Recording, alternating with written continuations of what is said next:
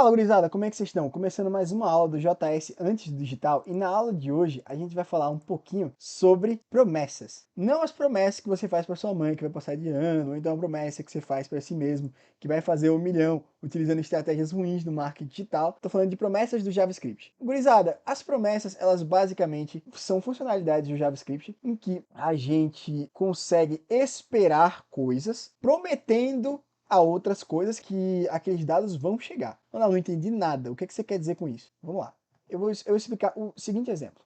Vou abrir aqui o nosso Paint, minhas habilidades de desenho vão ser colocadas em prova de novo. Digamos que eu tenho aqui uma função, eu tenho aqui minha operação, e essa minha operação, quando ela chega aqui, nesse ponto específico, ela tem que esperar 3 segundos para fazer algo. Para isso, ela tem que travar a minha operação, mas ela não pode necessariamente travar essa operação.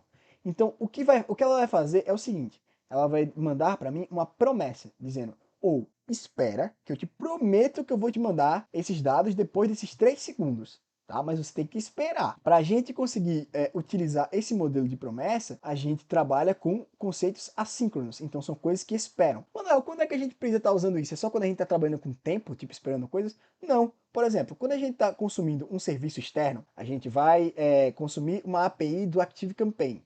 Ou então consumir a API do Facebook Pixel, né, para conseguir pegar os nossos leads, ou então da nossa base de dados do Firebase. Esses dados dependem de internet, dependem do tráfego da internet, dependem de pegar dados de um lugar e trazer para o outro. Então, esses dados não estão ali para você. Então, o que os sistemas fazem é dizer o seguinte: pô, eu te prometo que eu vou mandar esses dados, só precisa esperar. Então, esse tráfego de dados, ele é assíncrono. É algo que não é síncrono, é algo que não é em tempo real. Então, para a gente conseguir tratar esses dados, a gente precisa de promessas. Então, tudo aquilo que não é síncrono, que depende de fatores externos, a gente trata por promessas. A gente promete que aquilo vai dar certo, e aí a gente espera aquela promessa se cumprir, ou espera ela dar erro, né? ela ser rejeitada. Então, agora vamos aprender um pouquinho sobre as promessas no JavaScript usando esse exemplo do tempo. Então, vou criar aqui a minha aula 12. E aqui na minha aula 12, eu vou fazer o seguinte, olha só, eu vou criar o meu arquivo index.html e também o meu arquivo index.js. No meu arquivo index.html, eu vou fazer o meu HTML 2.5 e aqui colocar no meu document o aula 12, colocar o meu script src, .index.js, e já vou colocar aqui no meu script src o type module. Perfeito. Tá, já estou aqui com o meu script montado. Eu agora vou fazer todo aquele sistema que a gente estava fazendo para atender pessoas. Então, eu já vou pegar aqui o meu objeto de lead, todos os meus leads. Eu vou pegar os leads na época que eles ainda tinham a função ser atendido. Deixa eu ver aqui em qual das listas ele tem o ser atendido. Aula 7, ele tem? Era em algumas dessas aulas aqui que ele tem o ser atendido. Aqui, pronto. Essa é a minha lista de leads. Eu vou precisar do método atender também.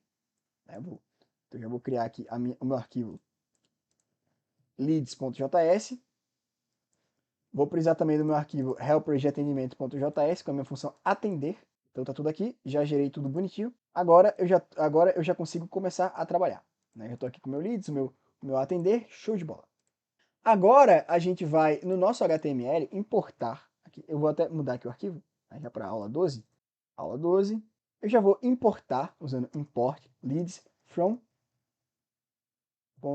.leads.js. Perfeito, importei os meus leads. Opa, helpers de atendimento não. Ah, tá, é porque não é atender, é helpers de atendimento, realmente. Helpers de atendimento. Perfeito. Aqui agora eu quero fazer o seguinte, eu vou utilizar o for each para chamar a função ser atendido para cada um dos meus elementos. Então aqui eu vou dar o meu leads.forEach, passando para cada elemento do meu for each, né, a minha função aqui, minha arrow function, é L.ser atendido, e eu vou salvar esses dados aqui como const. Na verdade, melhor, eu vou usar um map, né, aqui, porque o que acontece? Olha só o que, é que eu vou fazer. Leads.map, e eu vou já salvar isso aqui nos meus logs de atendimento.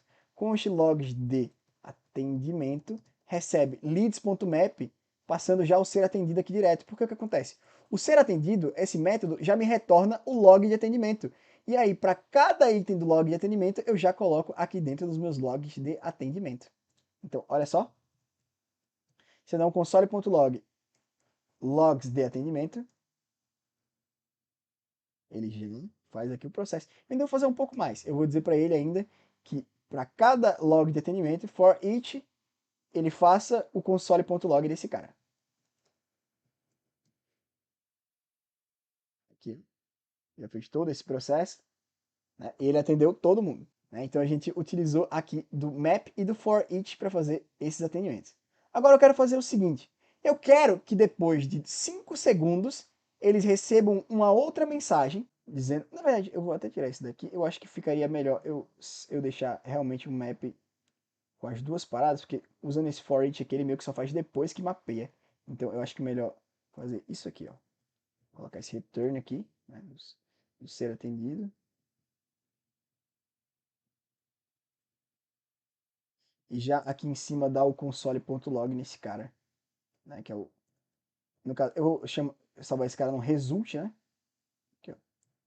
Const result, né, recebe esse cara aqui. Vou dar um console.log no result, né, pra gente ver o resultado do atendimento. O result. E aí, retorno esse result. Beleza. Show de bola, já estou aqui com meus logs de atendimento bonitinhos para mim, né, dentro da variável. E agora a gente vai fazer o seguinte, eu quero que depois de 3 segundos, eu atendi a pessoa, ela foi atendida, e depois de 3 segundos, ela receba uma nova mensagem, receba um e-mail de boas-vindas, por exemplo. Todas elas vão receber um e-mail de boas-vindas. Então eu vou precisar criar aqui um novo helper de atendimento, que vai ser o export function, enviar e-mail de boas-vindas. Né? Eu vou até mudar para arrow function, né? Já que eu disse que prefiro, então vai ser export const atender no formato de arrow function, né?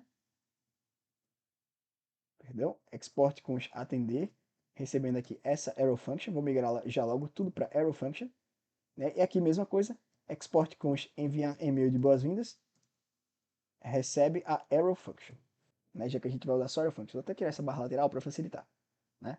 Enviar e-mail de boas-vindas, e aqui nesse e-mail de boas-vindas eu vou simplesmente dar um console.log bem-vindo. Só que essa minha operação ela tem que esperar 3 segundos. Né? Só que o que acontece? Eu quero que esses e-mails de boas-vindas, a pessoa primeiro, tipo, contate uma pessoa, espere 3 segundos, envie um e-mail de boas-vindas, contate a próxima. Né? Então eu quero esperar contatar a primeira pessoa, para aí sim fazer o contato com a próxima.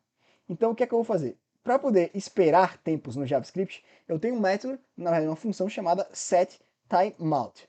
Essa setTimeout, ela espera um determinado período de tempo para executar uma função.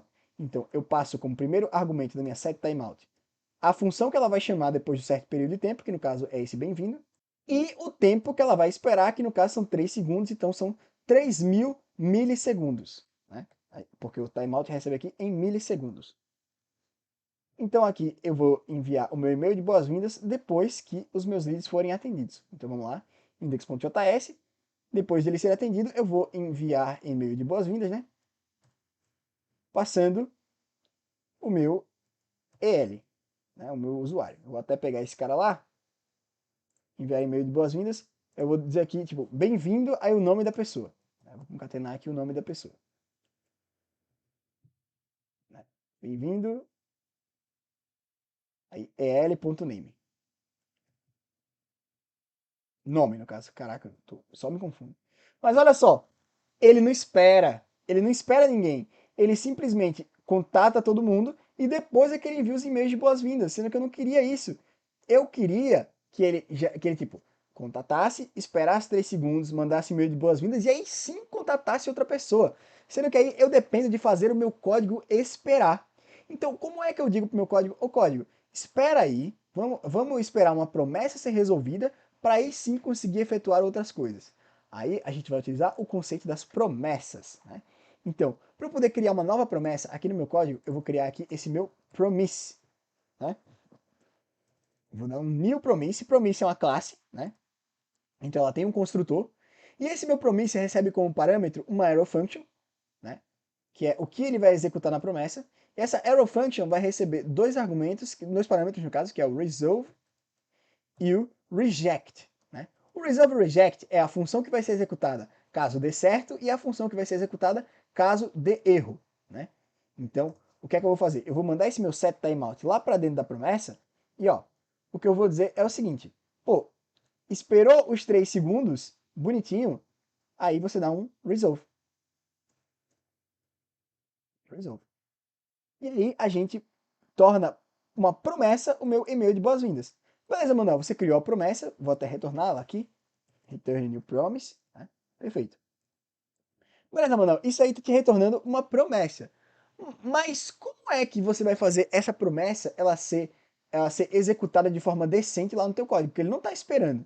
Então, para eu conseguir fazer o meu código aguardar promessas, esperar promessas, eu tenho que tornar a minha função uma função assíncrona, que é uma função capaz de esperar. Como é que eu utilizo de funções assíncronas? Eu vou utilizar a palavra-chave async no começo da função. Opa! Aqui. Async. E isso permite que ela seja assíncrona. E agora eu posso utilizar um carinha que é o meu await, que é espere. Ou seja, ele espera algo acontecer para conseguir fazer a operação. E a gente consegue ter uma performance absurda com isso, porque agora ele consegue esperar para conseguir efetuar outras funções. Mas, pô, Manuel, o map ele não tá sendo chamado de forma síncrona. Que bizarro, né? Sim, porque o map ele vai executar todas as funções de uma vez. Então, vamos mudar para o for normal, né? Aqui. Na verdade, eu até conseguiria fazer esse map esperar um por um, né? Utilizando algumas funcionalidades do JavaScript. Mas, por enquanto, não é necessário.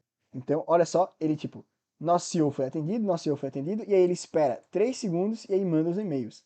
Né? Ele envia as mensagens de boas-vindas. Só que não está enviando ainda do jeito que eu quero. Eu queria esperar um por um. Então eu vou fazer o seguinte, eu vou mudar para o for, um for específico, que é o for await, aqui da minha lista. E aqui, olha só o que é que eu vou fazer. Eu vou receber aqui o meu lead of leads. E isso aqui já gera um for each específico para esse modelo aqui, em que a gente tem que esperar. E agora eu consigo utilizar aquela operação que eu tinha antes. Então vou mudar para o for await. E olha só, peraí, deixa eu só pegar como é que ele estava antes. Aqui, beleza, pegar esse cara aqui.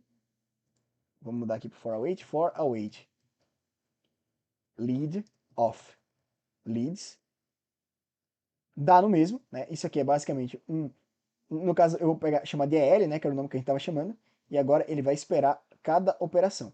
Opa! Ah, tá, beleza. Esse return aqui não precisa ter. Ah, claro, eu tenho que colocar aqui o const EL of leads. Ó, nosso CEO foi atendido, espera um... Entendeu? Ali espera... Na verdade tá errado, né? Esse await tem que vir depois. Vamos lá. Aqui, nosso CEO foi atendido, atendimento iniciado para o número tal, aí espera 3 segundos, aí faz o próximo atendimento, espera 3 segundos, faz o próximo atendimento, e assim por diante. Só que esse poder da gente conseguir utilizar o for await aqui na raiz do código é muito recente. O que era que a gente precisava fazer antes? A gente precisava criar outras funções assíncronas, por exemplo, eu vou criar aqui uma async const, no caso, const atender leads, ou const executar, né, uma função assíncrona só para chamar esse await, que receberia aqui uma async arrow function com esse código lá dentro, e eu chamava essa função executar aqui automaticamente. Antigamente a gente precisava fazer isso, mas o JavaScript se atualizou e permite que a gente utilize o await na raiz do código. A gente consegue utilizar o await na raiz do nosso projeto. Só que eu prefiro fazer já utilizando as arrow functions async, porque isso evita que a gente, se for migrar para uma outra versão do JavaScript, tenha problemas. Né? Então, isso aqui a gente usou o enviar e-mail para enviar e-mail de boas-vindas esperando 3 segundos, mas esse enviar e-mail de boas-vindas realmente podia estar enviando um e-mail de boas-vindas ou salvando o dado desse lead em algum lugar. Então, agora que a gente aprendeu como as promessas funcionam e como a gente consegue esperá-las, na próxima aula a gente vai aprender realmente a estar consumindo serviços externos, utilizando das funcionalidades do JavaScript para consumo de serviço e das promessas. Então, até a próxima aula.